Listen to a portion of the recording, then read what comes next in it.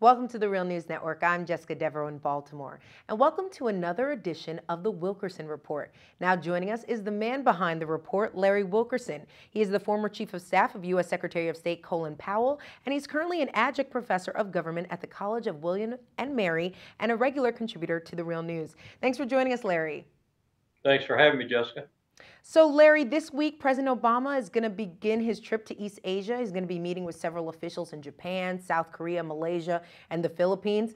While the trip will deal with economic issues, it's mainly seen as an effort to control the influence of China in the region.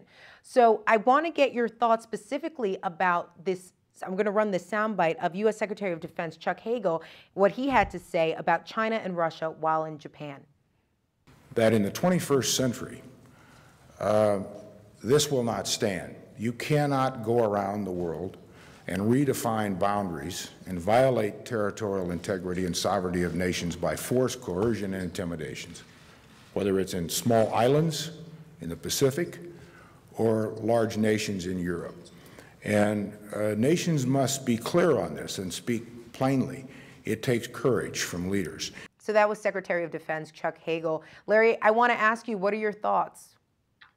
Well, I've known Chuck Hagel for, I guess, 20 years. I respect him. I like him. I know that some of what he said is pro forma, but I have to say also that the hypocrisy of the United States is beginning to grate on me.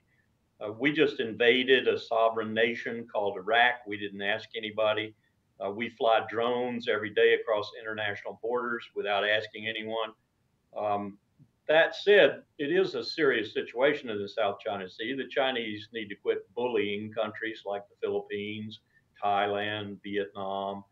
These countries have legitimate claims to properties the Chinese are very grandiloquently claiming. And these problems, these dilemmas should be resolved in international venues. So there's fault on both sides. Okay, let's pivot and talk about the Asia pivot. And specifically, I want to ask about a militarization or an increased military presence that the United States could potentially put in and around China, I should say. Do you think that an increased military presence will ease or exacerbate tensions with China? Well, it's going to be very difficult for the United States to do anything very substantial because we're going to be drawing down forces, not increasing them. And whether we move an extra carrier to the Pacific, bring troops out of Afghanistan and put them perhaps somewhere else, Okinawa, Guam, Japan, Korea, it's really not going to be a formidable move. I think the more formidable moves are alliances with India.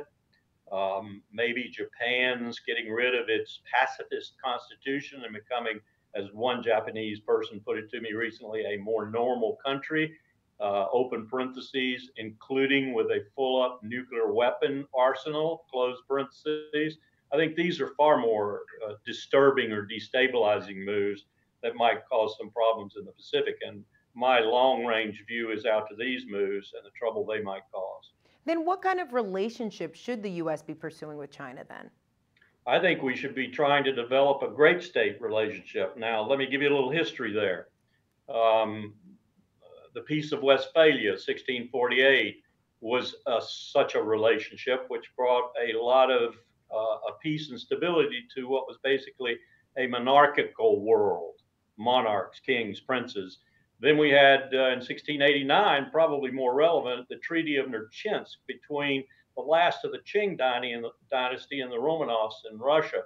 It brought 200 years of stability. And then in more modern times, in 1940, we had the Atlantic Charter, which was an agreement between the British Empire and the United States that essentially led to the defeat of Nazi Germany and Imperial Japan and brought sort of a Pax Americana.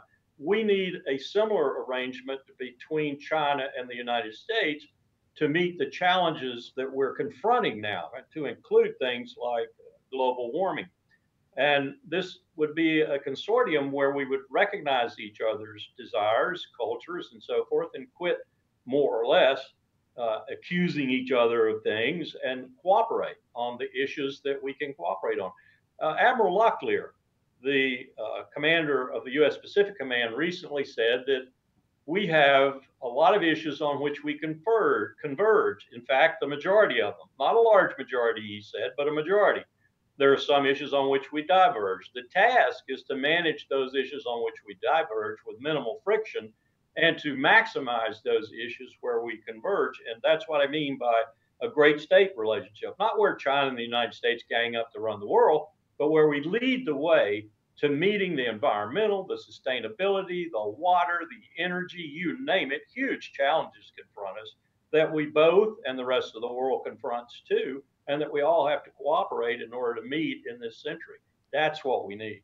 But then how do we handle territorial disputes? Because as you mentioned, China has disputes with Japan and the Philippines. What role should the U.S. be playing?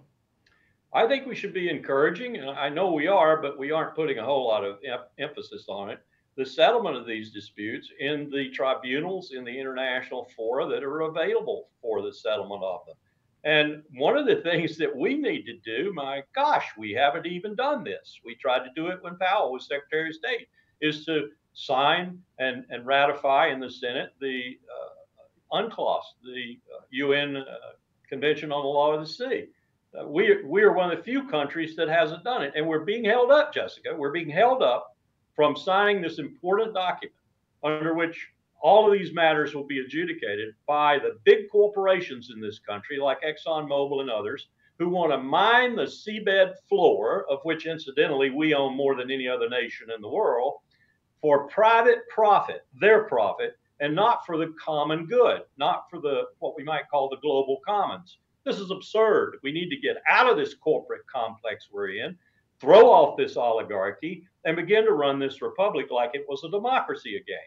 All right, that concludes our Wilkerson report. Thank you so much for joining us, Larry. Thanks for having me, Jessica. And of course, you can follow us on Twitter at The Real News. Please send me questions and comments at Jessica_reports. Thank you so much for joining us on The Real News Network.